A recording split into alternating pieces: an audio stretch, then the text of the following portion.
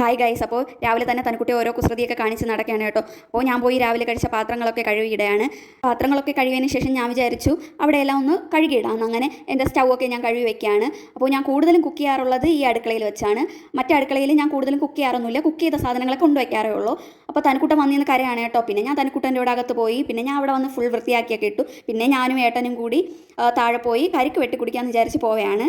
അവിടെ പോയി ഏട്ടൻ കരിക്കൊക്കെ വെട്ടി തന്നു. പിന്നെ ഞാനും തനിക്കുട്ടനും കൂടി കരിക്കൊക്കെ കുടിച്ചു. അപ്പം തനിക്കുട്ടന് കരിക്ക് കുടിക്കാൻ കുറച്ച് മടിയാണ് കേട്ടോ. അപ്പോൾ ഞാൻ അവളടുത്ത് പറയാണ് മോളെ വന്ന് കുടിക്കാമെന്നൊക്കെ. അപ്പോൾ ഞാൻ നിർബന്ധിച്ചത് കാരണം അവൾ കുറച്ച് വന്ന് കുടിച്ചു.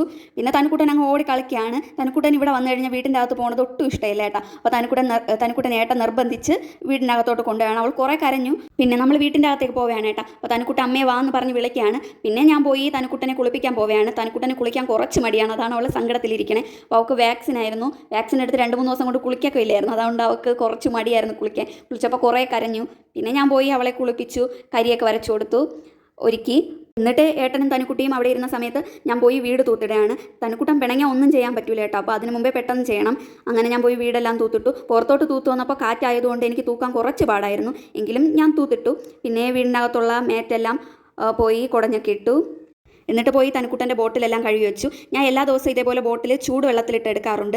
അങ്ങനെ ഞാൻ ബോട്ടിലെല്ലാം കഴുകി വെച്ചു. അടുക്കളയിൽ യൂസ് ചെയ്യണ കുറച്ച് തുണികളെല്ലാം കഴുകാൻ ഉണ്ടായിരുന്നു കേട്ടോ. അതെല്ലാം കഴുകാൻ കൊണ്ടിട്ടു. ചോറ് തിളപ്പിക്കാൻ വെച്ചു. പിന്നെ ഞാൻ പോയി നോക്കിയപ്പം ഏട്ടനും വാവയും ഇരുന്ന് ബുക്കെല്ലാം കളിച്ചുകൊണ്ടിരിക്കുകയാണ്. എന്നിട്ട് ചോറ് തിളച്ചു.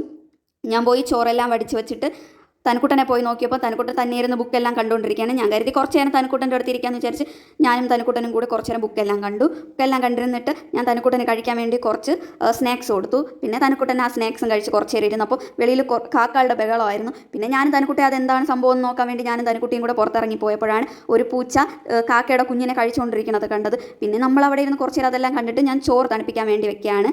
അതിനുശേഷം തനിക്കുട്ടനും ഏട്ടനും TV കണ്ടിട്ടിരിക്കുകയാണ്. ഞാൻ പോയി ചോറെല്ലാം ഏട്ടനും തനിക്കുട്ടിക്കും വേണ്ടി കൊടുത്തു. പിന്നെ നമ്മൾ ഒരുമിച്ചിരുന്ന് ചോറൊക്കെ കഴിക്കുകയാണ്. അത്രേ ഉള്ളൂ ഗൈസ്. ഇഷ്ടപ്പെട്ടെങ്കിൽ ലൈക്ക് ചെയ്യാനും സബ്സ്ക്രൈബ് ചെയ്യാനും മറക്കല്ലേ.